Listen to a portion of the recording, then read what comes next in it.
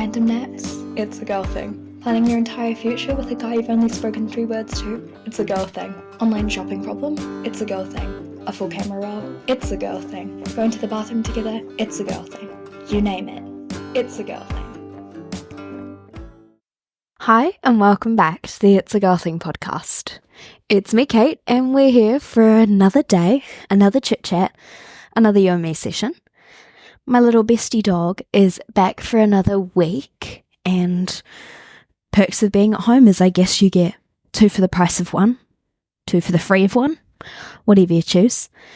I am so happy you're here for another week, and I hope you've had a good one. And if you haven't had such a great one, we're here now, and it's almost time for another week to start, and that week can be better than the one just gone. Don't forget, if you're enjoying the show, leave us a rating. It helps more people find our little community that we're growing, and I'm just so glad. I had a bit of an issue last week where I lost my voice on and off, so that's why we only received 1 episode for the last 2 weeks, unfortunately. But I'm back on track, got my voice back, and let's just dig straight in. Little catch up from me. I had my first week of clinical placement up at the hospital this week, which was super exciting. Also a little bit scary, like everything is when you do it for the first time. But I got to go into surgeries yesterday, and that was the coolest thing that I could have done. And if you didn't already know, if you're new here, I am 18, I'm from New Zealand, and I'm training to be a medical imaging technologist. So at this stage for me, that's learning how to take x-rays and working with real patients in my clinical time. So this week, we are going to talk about love. And we're going to talk about love because I love love, whether that's platonic love, romantic love, family love, godly love. I love it all. But today we're going to talk about romantic love, specifically like first loves, teenage love, and all the things that come in between. I'm so sorry if you can hear my dog rolling around and shaking around on the floor. We're really keeping it real because I don't think I have enough control over her to get her to not do whatever she wants while we chat. So let's go straight in to first loves. I'm going to bring my laptop closer with my little notes so I don't have to constantly reach over. First loves. First loves are huge in our lives. Our first loves, I'm talking first romantic loves, will always stick with you. Mine has and always will. And your first love, whether your first love will be your last love, or your first love will be your first of many, or your first of a few, your first love is so important because it teaches you so much about yourself and so much about the person that you're going to become, and the way you love people, and the way you choose to express that love, and the way you choose to receive love. There is so much in there that you can learn. It will feel like the greatest love you're ever going to have, especially in that moment. In that moment, you won't feel like anything can top it. And sometimes in a first love, you will be head over heels for this person.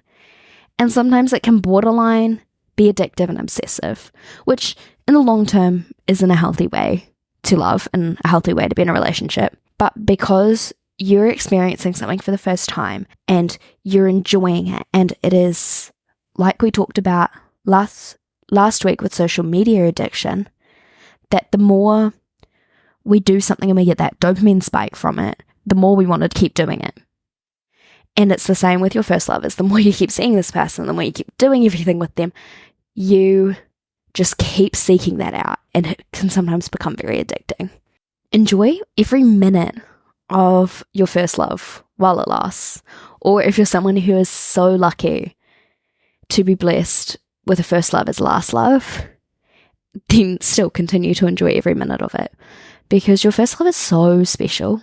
They really help you see the world in a different way, because until you've seen the world with some form of romantic love, I don't know, personally I don't feel like you've really experienced the world. And I hope that at least once in your lifetime, once in every person's lifetime, they'll experience a deep kind of first love. First loves can be so different for everybody. For me, mine was in what I'd like to call the perfect first love, and I don't really think there is one, but I think he was perfect for me at the time. I think I know people who've had first relationships and things like that. They weren't their first loves, so your first relationship isn't necessarily your first love.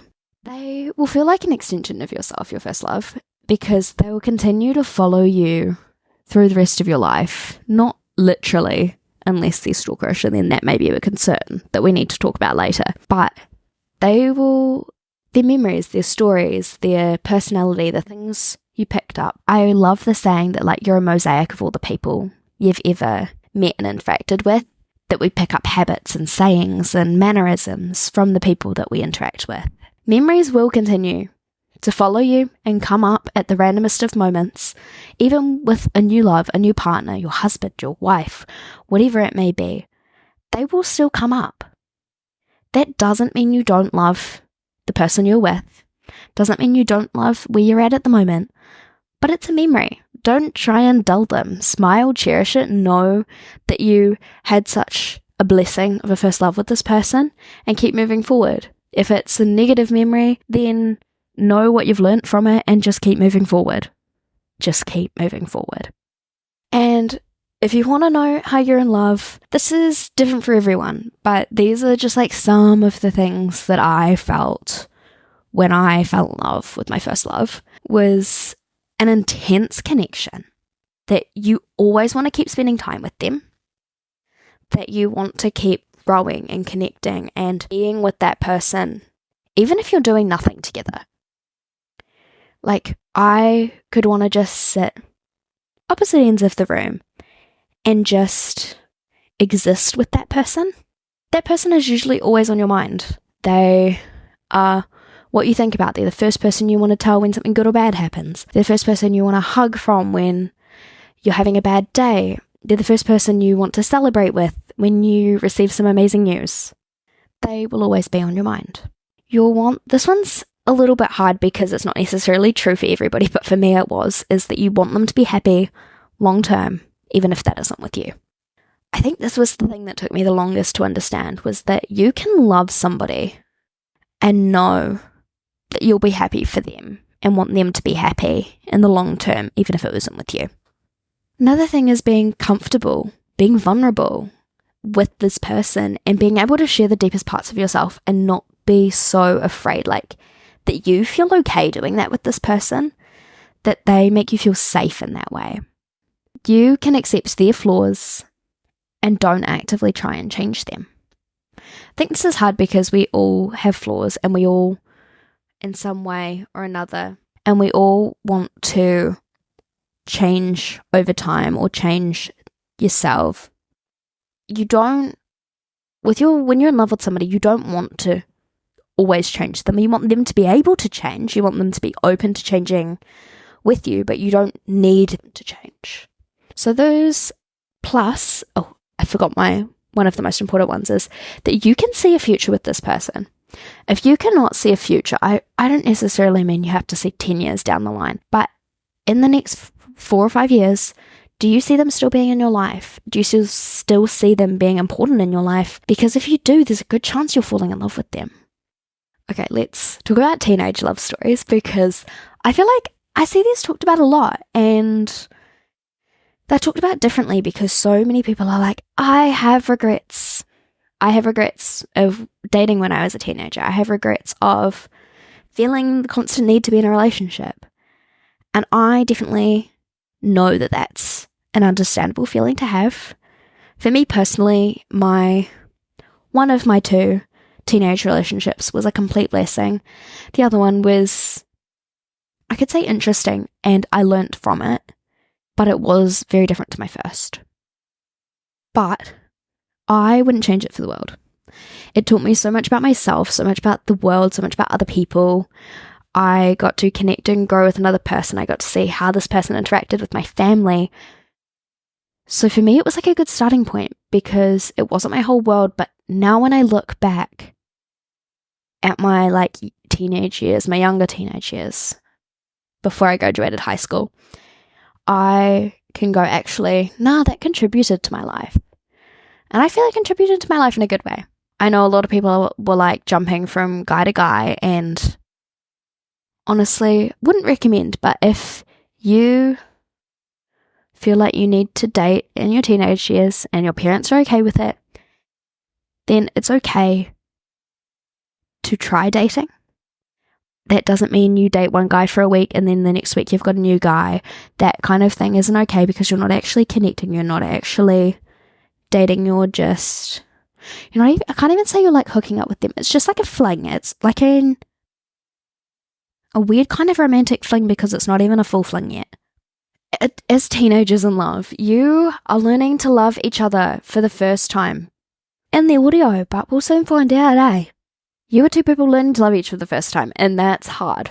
You'll hit a lot of speed bumps, you'll have arguments, you'll have honeymoon periods, but it's a blessing to be able to learn to love somebody else.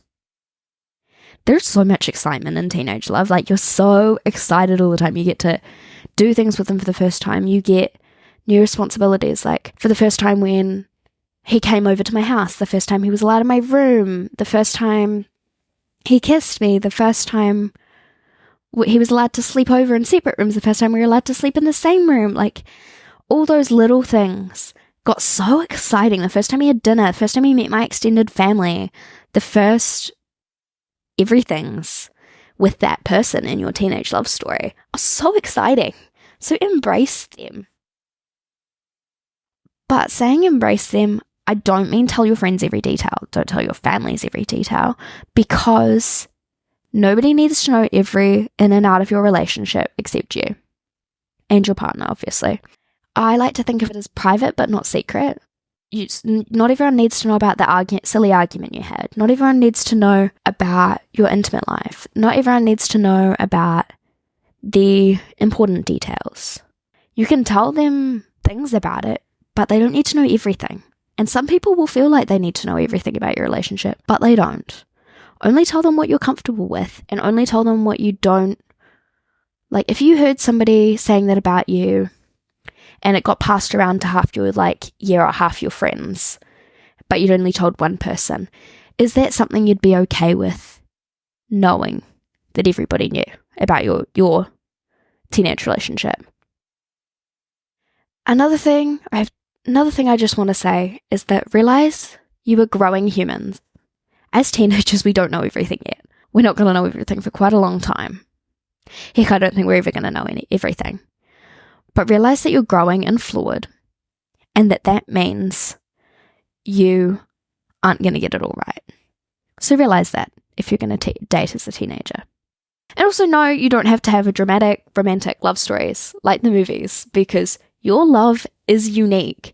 Your love for others is unique, and the love others have for you is unique. No two loves is the same. Now, let's quickly little hype you up, because we're here to hype you. We're here to support each other. So, my girls, I love you. Thank you for being here. And if it's been a rough week, know that it's not going to be a rough week forever. It's sometimes one of those big speed bumps. Might be a tiny little one that you can just bounce over and keep going. It might be one of the big ones that you really have to slow down and ride out the wave. But regardless of what kind of week it is, you are loved. Someone is proud of you, even if just that person is me. But I'm sure you'll find that someone else in your life is proud of you too. Wherever you're at is an okay place to be at. You are not made to be perfect. You're made to be you. You're made to be unique. So thank you for being here, and I am so grateful for you. Don't forget to share this episode with a friend, or talk to them about your love life, because we all know a friend or two who wants to live vicariously through your love life. I am so thankful for you guys every day, every week, every time we talk, and so much more. So sending all my love to you, and I'll see you next week. Toodles. Thank you for joining us on this week's episode. It's been great having you. If you have any topics you'd love for me to discuss, want some big sisterly advice, or just want to say hey, just reach out to me on Instagram at It's a Girl Thing Pod, and I hope you join us next week. Stay beautiful.